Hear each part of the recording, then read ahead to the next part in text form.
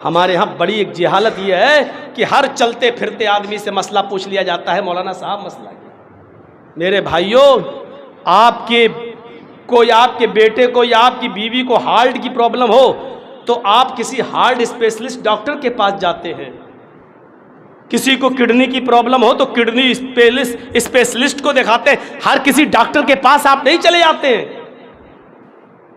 کسی کو لیور کی پرابلم ہو تو آپ کسی پیٹ اسپیشلسٹ کو دکھلاتے ہیں، آنکھ میں پرابلم ہو تو آئی اسپیشلسٹ کو دکھلاتے ہیں۔ اللہ تعالیٰ نے علم دین کے بھی مراتب رکھے ہیں۔ کسی کو قرآن کی کوئی آیت سمجھ میں نہ آئے تو قرآن کے جاننے والے کسی مفسر سے آپ قرآن کی آیت کے بارے میں پوچھئے۔ کوئی حدیث آپ کے سمجھ میں نہیں آئے تو حدیث کے علم رکھنے والے کسی حدیث جاننے والے آدمی سے پوچھئے۔ کوئی مسئلہ آپ کے سمجھ میں نہیں آ رہا ہے، مثلا بخاری کی حدیث میں ہے 4 دن مسافر قصر کر سکتا ہے، بخاری کی حدیث میں ہے کہ 15 دن مسافر نماز میں قصر کر سکتا ہے، اور بخاری کی حدیث میں کہ 19 دن قصر کر سکتا ہے۔ ایک ہی حدیث بخاری کی، اب 4 دن قصر کرے گا کہ 15 دن قصر کرے گا کہ 19 دن قصر کرے گا؟ قصر کتنے دوری پر کرنا چاہیے؟ بخاری کی حدیث کے اندر اللہ کے رسول نے 3 میل پر قصر کیا، بخاری کی حدیث میں اللہ کے رسول نے 16 میل پر قصر کیا، بخاری کی حدیث میں اللہ کے رسول نے 48 میل پر قصر کیا۔ اب کسی بھی چلتے پھرتے آدمی سے پوچھ لو مولانا صاحب قصر کتنے کلومیٹر پر ہے، تو وہ تو بیچارہ آپ کو کیا بتا پائے گا، جو اس کو یہی نہیں معلوم کہ 3 میل پر کب کرے، 16 میل پر کب کرے، 48 میل پر کب کرے، جس کو یہی نہیں معلوم 4 دن قصر کب کرے، اور 19 دن کب کرے اور 15 دن کب کرے۔ اس لیے حدیث کوئی مسئلہ آپ کو جاننا ہو تو کوئی فتویٰ دینے والے کسی مفتی کے ساتھ آپ جا کے پوچھئے، چاہے کہ ہوٹلوں پہ بیٹھے ہوئے ABCD جو ملا آپ نے اس سے مسئلہ پوچھ لیا صاحب۔ یہ بھی ہر کسی سے مسئلہ پوچھنا بالکل ایسے ہی ہے جیسے کسی اناڑی نائی کے پاس آپ شیونگ کرانے چلے جائیں تو بجائے آپ کی داڑھی بنانے کے خطرہ ہے کہ گردن نہ کاٹ دے، بالکل یہی پوزیشن ہے کسی ایرو غیرو سے آپ مسئلہ پوچھا کہیں آپ کو الٹا سیدھا مسئلہ نہ بتا دے۔ اور پھر دین، اللہ کے نبی صلی اللہ علیہ وسلم نے فرمایا کہ اگر کوئی کسی سے مسئلہ پوچھے اور اس کو علم نہ ہو تو صاف کہہ دے کہ میں نہیں جانتا، صاف کہہ دے کہ میں نہیں جانتا۔ میرے پیارے ساتھیوں، تقوی کی بات کرتے ہیں، امام مالک کتنے بڑے بزرگ ہستی گزری ہے، 4 امام دنیا میں بہت مشہور ہیں، ان میں ایک امام مالک بھی ہیں۔ امام مالک سے پوری زندگی میں 40 مسئلے پوچھے گئے۔ جرجی صاحب سے ایک دن میں 40 مسئلے روز پوچھے جاتے ہیں۔ غور کرو، غور کرو، ان سے پوری زندگی میں 40 مسئلے پوچھے گئے۔ کن سے؟ امام مالک سے۔ اور 40 مسئلے پوری زندگی میں پوچھے گئے تو 36 مسئلوں کے بارے میں امام مالک نے کہہ دیا واللہ لا ادری، مجھے نہیں معلوم۔ آپ غور کر رہے ہیں، اس کے باوجود ان کو کتنی بڑی ڈگری ملی، کتنا بڑا بزرگ مانا گیا۔ دنیا کے 4 بڑے بڑے اماموں میں ان کا بھی نام ہے، امام مالک۔ 40 مسئلوں میں اگر مولانا جرجی سے ایک دن میں 10 مسئلے پوچھے جائیں اور ایک مسئلے میں اگر کہنے کے تھوڑا دیکھ کے بتاؤں گا ابھی پتہ نہیں، تو لوگ کہیں گے کیا یار اتنا بڑا مولوی کہہ رہا دیکھ کے بتاؤں گا، اس کو کیا آتا ہے؟ کچھ آتا ہی نہیں ہے۔ یہاں اگر کوئی آدمی بیچارہ تقریر نہ کر پائے، خطبہ نہ دے پائے تو جاہل عوام کیا کہتی ہے؟ ارے صاحب کیا پڑھ کے آیا مدرسے میں 8 سال، وہ تو یار 10 منٹ بول بھی نہیں پاتا ہے۔ ہمارے یہاں علم کا معیار یہ رہ گیا ہے، اکھاڑا بنا دیا ہم نے۔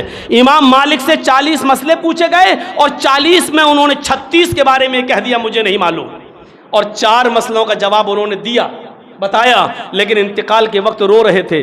لوگوں نے پوچھا کیوں رو رہے تھے؟ کہا وہ 4 مسئلوں کا جو جواب میں نے دیا اس پر رو رہا ہوں، 36 کا جواب تو میں نے بالکل صحیح دیا کہ مجھے نہیں معلوم۔ اللہ قیامت کے دن مجھ سے پکڑ نہیں کرے گا، میرا مواخذہ نہیں کرے گا، مجھ سے سوال جواب نہیں کرے گا، لیکن ان 4 کے بارے میں جو ہم نے بتایا ہے اللہ اس پر مواخذہ نہ کر لے کہ آئے امام مالک تو نے 4 مسئلوں کا جواب دیا ہے، تجھے صحیح سے اس کا علم بھی تھا یا نہیں، قرآن و حدیث صحیح سے پڑھا تھا یا نہیں، اللہ اور اس کے رسول کا صحیح مطالعہ کیا تھا یا نہیں، اسٹڈی کی تھی یا نہیں، مجھے ان 4 مسئلوں کا جو جواب میں نے دیا اس پر مجھے ڈر ہے کہیں اللہ میرا سوال جواب نہ کر لے، حساب کتاب نہ لے لے۔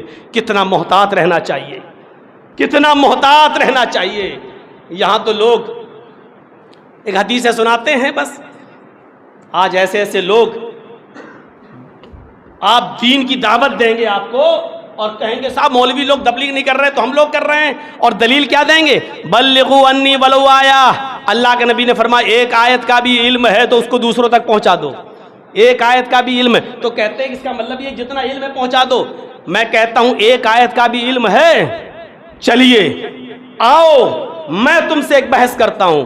قرآن کی سب سے پہلی جو آیتیں نازل ہوئی ہیں وہ ہے اقرا بسم ربک الذی خلق خلق الانسان من علق اقرا وربک الاکرم الذی علم بالقلم علم الانسان ما لم یعلم۔ یہ 5 آیتیں سب سے پہلے نازل ہوئی ہیں، سب سے پہلے، لیکن یہ قرآن کے کس پارے میں ہیں؟ 30ویں پارے میں۔ میں پوچھتا ہوں چلیے آپ کو قرآن کی ایک بھی آیت کا علم ہے تو مجھے بتائیے کہ بسم اللہ الرحمن الرحیم قرآن کی پہلی آیت سب سے پہلے اس کو کیوں لکھا گیا؟ چلیے ایک آیت میں بسم اللہ الحمدللہ چھوڑ دیجئے، الرحمن الرحیم چھوڑ دیجئے، مالک یوم الدین چھوڑ دیجئے، یہ تو بہت دور کی بات ہے۔ بسم اللہ، بسم کو ہٹا دو، 3 چیزیں رہ گئیں، اللہ، الرحمن، الرحیم، یہ تینوں اللہ کے نام ہیں۔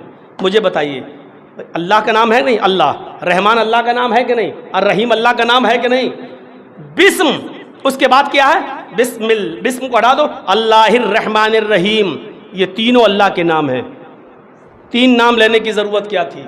ابھی پہلی آیت ہے ہمارے پاس، ابھی دوسری آیت نہیں ہے، پہلی آیت۔